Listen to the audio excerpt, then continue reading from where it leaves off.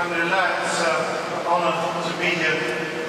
It's quite nerve-wracking to speak in front of the ulama, but I've heard that it's and the only reason I'm speaking is because I was instructed to by Shaykh, and following the commands of the Shaykh is perhaps better than many years of trying to achieve something. So with that intention, I have a few words to say about the situation that I'm in Europe, because many of us are faced with the need to call our neighbours, call people around us towards Islam. And living in a non-Muslim country, this is the highest priority for the believers. The highest priority is not to make a good living and to succeed in the dunya, but is if we believe in Allah subhanahu wa ta'ala and follow the message of Muhammad sallallahu alayhi wa sallam, is to call others to us. And in a short while, our teacher, Habib Hassan, will begin to read the Mawlid of Nabi sallallahu alayhi wa sallam.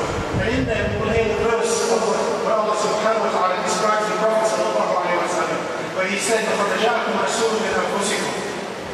A prophet has come to you from amongst yourselves. And this isn't just the verse which we recite just for barakah in the Mawlid. It's actually a clear instruction on the manhaj, the system, the methodology, the way of calling people to the deen. Allah subhanahu wa ta'ala describes Muhammad sallallahu alayhi wa sallam. He said, لَقَدْ جَاءَكُمْ رَسُولٌ مِنْ أَنفُسِكُمْ, from amongst yourselves. What does this mean? It means that he was a human. And it describes him, and this verse is very important, because Ubay ibn Ka'b, he said this was the last verse. There's difference of opinion about what the last verse of the Quran was. Ubay ibn Ka'b said this was the last verse that was revealed. So if it's the last verse, then it shows how important it is for the rest of time, for every single place. لَقَدْ جَاءَكُمْ رَسُولٌ مِنْ أَنفُسِكُمْ, from amongst yourselves, meaning a human being. That's why Allah subhanahu wa ta'ala says, قُلْ إِنَّمَا أَنَا بَشَرٌ مِثْلُكُمْ. I am nothing but a human like you. So the first point of da'wah is to connect as a human being with others. Because if you can't connect as a human being, there is nothing to connect about. This is the first thing that happens in the description of the Prophet sallallahu alaihi wasallam. Is he's described, he says, that I'm a human being, so that humans can connect to him. Because if you think that you're different when you're approaching people and calling them to the deen, then you've failed. Because the first thing is to connect on a human level, to be able to smile, to be able to talk to people, to be able to sit with people. But that's not how the verse ends. It's called إِنَّمَا أَنَا بَشَرٌ مِثْلُكُمْ يُوحَى إِلَيَّ. But the difference is that he, sallallahu alayhi wa sallam, received revelation. But it starts by connecting that revelation with the human personality. And some scholars have said that there's a recitation, أَنفُسِكُمْ, meaning the most noble amongst you. So when we're making da'wah, when we're calling people to the deen, when we're calling people to the Prophet sallallahu alaihi wasallam, we need to be able to connect to that human nature, but that human nature was the most precious. How was it the most precious? It was because he received revelation. And what is this revelation that he received? It's good character. The character of Muhammad sallallahu alayhi wa sallam was the revelation. When Sayyidatina Aisha radiallahu anha was asked, what was the Prophet sallallahu alayhi wa sallam like? And they didn't want to know what he was like as a mujahid. The companions knew what he was like on the battlefield. They didn't want to know what he was like on the minbar. They didn't want to know what he was like as a teacher. They knew that. They wanted to know what he was like as a human being with his wife. So that's why they asked Sayyidatuna Aisha radiallahu anha, because they know what he was like, but they wanted to know what was he like, what was he really like. What did she reply? كان خلقه القرآن. His character was the Quran. And as Allah subhanahu wa ta'ala describes him, وَإِنَّكَ لَعَلَى خُلُقٍ عَظِيمٍ. لَعَلَى, you are built upon, you are upon, you rise above. لَعَلَى is above. So from this bashariyah, from this human nature that we have, we need to raise people. We need to give people something higher to aspire to. We need to connect with them and then lift them higher. And how do we lift them higher? Is by the character of the Prophet ﷺ. Because if we don't connect to that human nature and to the aspiration of something higher, we will not lift people out. We will not lift people out of their difficulties. So what is this character? What does it mean? He goes on to describe Muhammad ﷺ, Azizun alayhi ma anittum, that he was hurt, he felt pain at the possibility that people could go to Jahannam. So here I'm living in Scotland, and all around me are non-Muslims. And I work, and I don't see Muslims. All the people around me are non-Muslims. How do I behave to them?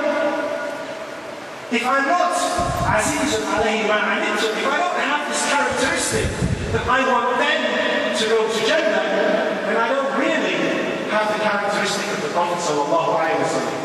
And if you look at how people make da'wah, when they talk to people, they look at them, kafir. And they may as well say, no. And if you have that attitude towards non-Muslims, you don't have the attitude of the Prophet ﷺ. What characteristic do you have? You have the characteristic of Shaytan. What does Shaytan say? أَنَا خَيْرٌ مِّنْهُ خَلَقْتَنِي مِنْ نَارٍ وَخَلَقْتَهُ مِنْ طِينٍ. That I am better than him. I was created from fire and he was created from clay. So when we're doing da'wah, when we're calling people to the deen, if the assumption in our methodology, the way that we speak to people is looking down on people, is the way that we speak is, I'm Muslim. I've got something better than you. It's true. It's true. We have something better. But the way that you deliver it has to be with the methodology, the characteristics of the Prophet ﷺ. Otherwise, why are we making Mawlid? Why should we gather to talk about the Prophet ﷺ unless it comes into our hearts, and then when we go outside, we can tell other people? Otherwise, there's no benefit. Except, alhamdulillah, we hear some nice songs, we hear some nice words, but if it doesn't affect you in how you deal with people, then you haven't adopted the characteristic of the Prophet ﷺ. And that's why he says, Azizun alayhi ma anittum. If you don't feel that pain, that the possibility that your neighbor could go to the Jahannam, if you don't feel that pain, then you don't really have the characteristic of the Prophet ﷺ. If you feel, oh, let him go to hell, then you've not understood who the Prophet ﷺ was. Azizun alayhi ma anittum. But he had this characteristic. Harisun alaykum. He was passionate about you going to the Jannah. And when he looked at people, he looked with an eye of rahmah, with an eye of, he's described Ra'uf al-Rahim, that he had this love and compassion. What is this love and compassion that we have in the way that we deal with people, the way we deal with people? If you don't understand who they are, if you don't understand them as human beings, then you can never help them. And alhamdulillah, in my job, my professional job, I come across all kinds of people. I come across drug addicts, I come across prostitutes, I come across criminals. Alhamdulillah. Why? Because this gives me an opportunity to test whether I understand what the next word means. Ra'uf al-Rahim. Ra'uf al-Rahim means that they were the most extreme in rahmah wa shafaqah. the most extreme in love and compassion towards people. So when he called people towards the deen, he called them with compassion, with kindness, with compassion and kindness and understanding. One of my teachers said, Umar was a famous guy. He used to call people to all over the world. So everywhere he went, he used to smile and call people to the deen. And once, actually, he used to come to the United Kingdom, and he used to go into the places where they drink alcohol. He'd go in, he'd drink orange juice, and he'd go out and want to leave. This is one of his maqams. I'm not saying that we should do that, but he had this love for people.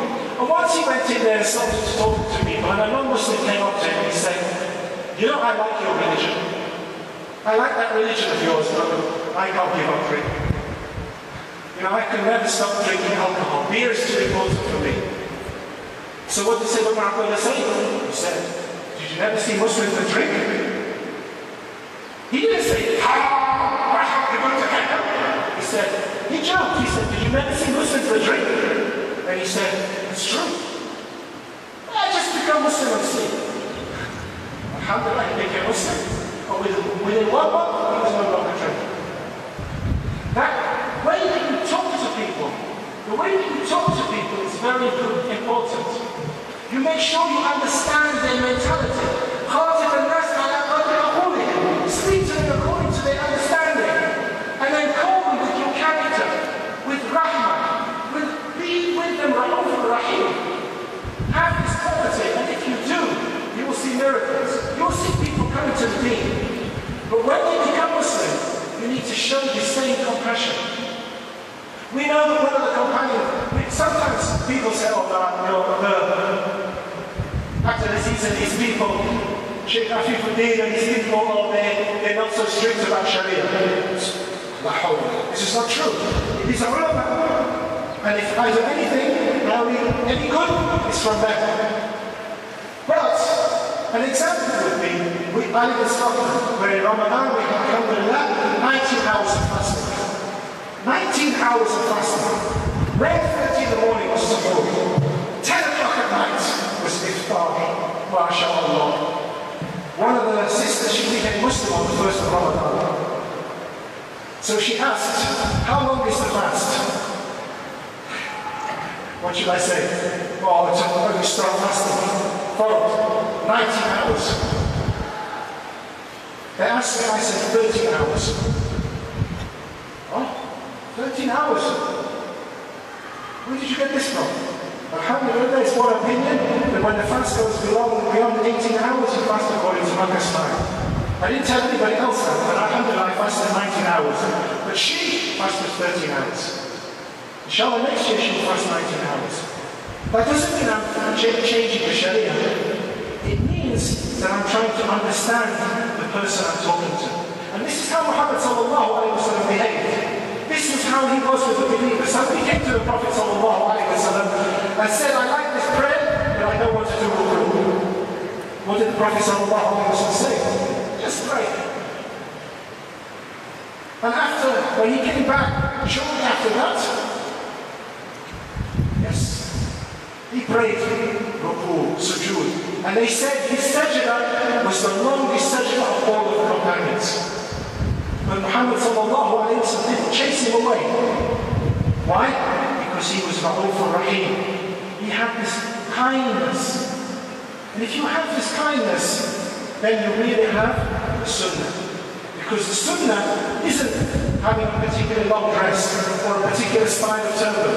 The real sunnah, the sunnah of Muhammad sallallahu alayhi wa sallam, is to be called Ra'uf Rahim. And there is no prophet in the Quran who is described by two names that Allah is described by.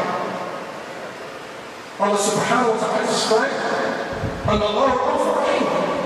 وَكَانَ بِالنَّاسِ رَءُوفًا رَحِيمًا. And how is Muhammad sallallahu alayhi wa sallam described? وَبِالْمُؤْمِنِينَ رَءُوفٌ رَحِيمٌ. This is something special in the khasa'is of the Prophet sallallahu alayhi wa sallam. And we ask Allah subhanahu wa ta'ala to make us leave this Mawlid al-Nabi sallallahu alayhi wa sallam with this characteristic, to make us have this understanding, so that when we leave here, we have a portion of Ra'uf Rahim. Because that would say Abdul Qadir Jailani had. And that's why so many people embrace Islam with his hands. And that's why so many people embrace Islam with the hands of his descendants. Sayyidina Afifuddin al-Jailani, Sayyidina Umar bin Hamid al-Jailani, Sayyidina Hassan bin Muhammad bin Salam bin al-Abbas, and Abdul, and here we ask Allah to bless them and protect them, give them long life, and to make us serve their way, and make us have that characteristic of Ra'uf Rahim, and make us follow the Sunnah of Muhammad sallallahu alayhi wa sallam, ظاهرا وباطنا. وجزاكم الله خيرا والعفو منكم والسلام عليكم.